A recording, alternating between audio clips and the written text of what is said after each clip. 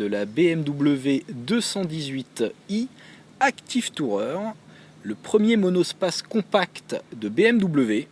Cette série 2 familiale mesure 4,34 m, c'est 3 cm de moins qu'un Scénic, donc ça reste un véhicule très compact. Et nous avons affaire ici à une finition sport avec des jantes de 17 pouces.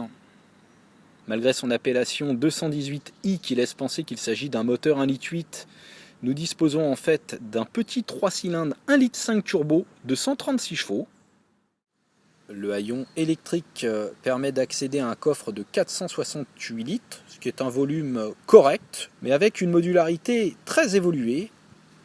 On trouve par exemple un double fond et des petits boutons électriques qui permettent de rabattre la banquette en 3 parties entièrement à plat. À l'arrière, on est très bien installé, on a assez d'espace aux jambes, une bonne garde au toit, des rangements un peu partout avec des grandes contreportes, un accoudoir central avec porte-gobelet, magnifique, et on peut aussi incliner les dossiers de banquette, les 3 parties, donc ça c'est bien, ou faire coulisser la banquette sur 13 cm. À l'avant, nous disposons ici des sièges Advanced avec de multiples réglages, avec la sellerie cuir à 1 750 €.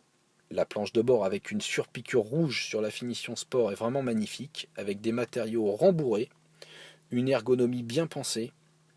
Et on trouve ici le GPS professionnel en option de 8,8 pouces, avec une fluidité des graphismes toujours aussi impressionnante. Et la possibilité d'accéder au Connected Drive, c'est encore une option. Donc ça permet d'avoir accès à une conciergerie, différents services, et même des applications. Et comme vous pouvez le voir, la voiture a tout de suite reconnu que je disposais de Deezer sur mon téléphone, et donc a fait le lien avec l'application.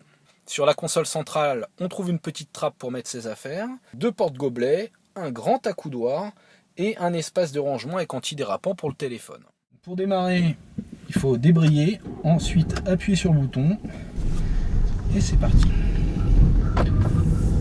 Alors le fait d'être assis haut, c'est agréable, par contre les montants sont quand même assez imposants.